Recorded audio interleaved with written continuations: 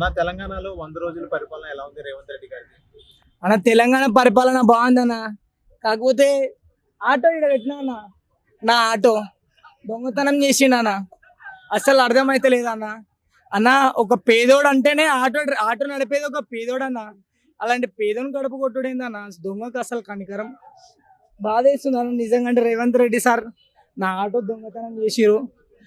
ఎందుకన్నా అన్న, government road మీద ఏదైనా పోయినా అన్న గవర్నమెంట్కి సంబంధించిన మ్యాటరే అన్న.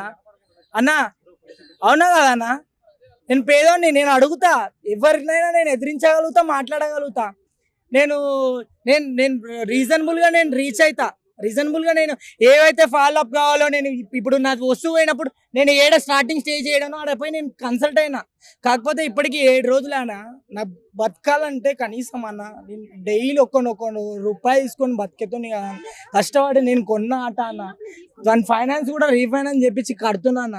అసలు రేవంత్ రెడ్డి వరకు పోవాలన్న నిజంగా. అంటే నా నా నా నా కష్టం 8 రోజులు అవుతుంది అన్న ఈ రోజుకి. అసలు నా బండి కనిపిస్తలేదు ఆటో అంత నిర్లక్ష్యంగా ఎలా వదిలేసావు బ్రో? అన్న. నిర్లక్ష్యం ఏందన్న, పార్కాడికి రోజుకు 100 మందిలు వస్తారన్న. ఇక్కడ ఎన్ని బైక్లు ఉన్నాయి? నా ఆటో అట్లా పెట్టి తాళం వేసుకొని వచ్చిన అన్న. తాళం వేసుకొని వస్తే డక్క కొట్టి మరీ దొంగతనం చేసుకొని పోయిండు అన్న. నిర్లక్ష్యం అని నేను అట్లా ఎట్లా చెప్పగలుగుతానా? ఇక్కడికి వచ్చిన జస్ట్ ఒక 1 అవర్ కూడా కాలే అన్న. ఇప్పుడు సీఎం గురించి నేను ఎందుకంటే పెద్ద సార్ దగ్గరికి నేను ఇంతకు ముందు కూడా పోయినా తెలుసా అన్న. ఎప్పుడు ఒకప్పుడు కేసీఆర్ పరిపాలన ఉన్నప్పుడు పోయినా, బరాబర్ పోయినా. రేవంత్ రెడ్డి దగ్గరికి ఎందుకు రేవంత్ రెడ్డి దగ్గర పోయినావు? అప్పట్లో కేసీఆర్ కదా సీఎం, రేవంత్ రెడ్డి దగ్గరికి ఎందుకు పోయినావు అని నువ్వు అడిగితే నేను చెప్తా. అప్పుడు ఆటోలు పట్టుకొని మొత్తం వేరే స్టేట్ డిస్ట్రిక్ట్ బండ్లు అని చెప్తే ఆ రోజు మేము అందరం కట్టగట్టుకొని కొన్ని 100,000 బండ్లు వేసుకొని రేవంత్ రెడ్డి దగ్గరికి పోయినా. బరాబర్ పోయినా భయ్యా, బరాబర్.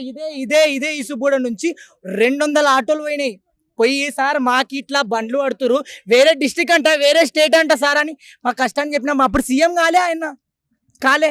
ఇప్పుడు సీఎం అయినాడు. అప్పుడైనా అదే మాట తీరే ఉంటుంది, ఇప్పుడైనా ఇదే మాట తీరే ఉంటుంది. అప్పుడు మా కష్టాన్ని తీర్చినప్పుడు ఇప్పుడు నాకు వచ్చిన కష్టాన్ని తీరువాడా అన్న? తీరువాడా చెప్పన్నా? అప్పుడు 200 మంది పోయినాం, కష్టం వచ్చింది సార్. ఇట్లా పట్టుకొని ఇట్లా 20,000 30,000 వేస్తే ఆ ఆటో వాడు కనీసం వాడు కష్టపడి బతకలేడు. అట్లాంటి బీదమైన పరిస్థితి సార్, ఇట్లా ఇబ్బంది అవుతుంది అని అన్నప్పుడు అప్పుడు స్పందించినాడు. ఆటో వాళ్ళ మీద ఏంది భయ్యా అని మాట్లాడినాడు. నిజంగా నా ఆటో దొంగతనం చేసిరు భయ్యా. అయ్యింది గాడ్ ప్రామిస్. అంటే నాకు ఉంది బాధ, నా లోపల ఉంది. బయటకి ఎట్లా అంటే రోజుకు పని చేస్తానే అన్న, రెక్కాడితే డొక్కాడని బతుకన్నా మాది. నిజంగా అంటే ఇప్పటి వరకు నేను ఎవరికి కూడా చెప్పలేనన్న ఆటో అయిందని. జస్ట్ కంప్లైంట్ ఇచ్చిన. నా ఫ్రెండ్స్ దగ్గర చెప్తే కూడా ఎట్లనో ఉంటుంది బండి, ఆటో ఎత్తుకోవేరా అంటే ఎట్లనో చూస్తారని చెప్పి ఏం మాట్లాడాలి. ఇన్ని సిసి కెమెరాలు ఉన్నాయన్న, ఎన్నొట్టన్న హైదరాబాద్లో చిన్న మ్యాటర్ జరిగితే సెకండ్లో వట్టి పాడేస్తుంది అన్న తెలంగాణ అంటే. అవునా కదన్న?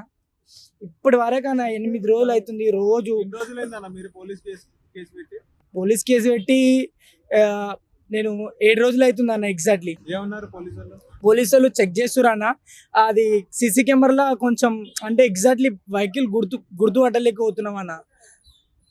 వాళ్ళు చెక్ చేస్తున్నారు. కాకపోతే నేనేమంటున్నా అంటే అన్న, సుమారుగా హైదరాబాద్ నగరం అనేది హైదరాబాద్ అనేది వేరు, తెలంగాణకే పేరు తెచ్చినది అంటే ఒక హైదరాబాద్. ఎందుకంటే హైదరాబాద్లో ఎన్ని సెకండ్ ఏం జరిగినా టక్క ఏమన్నా జరిగింది అనుకో 5 నిమిషాలు వచ్చి అక్కడికి వచ్చి ఏం జరిగింది సమస్య అని తీర్చగలుగుతారు హైదరాబాద్లో మట్టుకు. ఎందుకంటే ఎవడేం చెప్పాల్సిన అవసరం లేదు. సీసీ ఫుటేజ్ తీస్తా, వాడి గురించి ఎవరిది తప్ప ఎవరిదో ఇంత మంచి ఇంత ఉన్న దీంట్లో ఇట్లా ఓవడం ఏందో నాకు అస్సలు అర్థం కావట్లేదు. పోలీసు వాళ్ళు చెక్ చేస్తున్నారు అన్న. ఏం చేసినావు, ఎక్కడెక్కడ పెట్టినావు అంటే ఇక్కడ పానీపూరి బండి దగ్గర పెట్టినా సార్ అని అంటే ఆ పానీపూరి బండి వాళ్ళు కూడా చూసిరు. ఇట్లా దొబ్బుకొని పోయిరన్న, మమ్మల్ని కూడా దొబ్బమన్నారు అని చెప్పిరు. కాకపోతే అన్న నిజంగా నన్ను నమ్ముతావో నమ్మవో, ఇదే ఐమాక్స్ దగ్గర నేను ఏదైనా సినిమా గురించి రివ్యూ చెప్తే కొన్ని 1000 మంది మీడియాలు పెడతారు అన్న మన దగ్గర. వాళ్ళ కంటెంట్ కావాలో వాళ్ళ ఆఫీస్ వాళ్ళు కంటెంట్ తీసుకురా అని చెప్తారంట పర్టికులర్గా. కానీ అన్న నా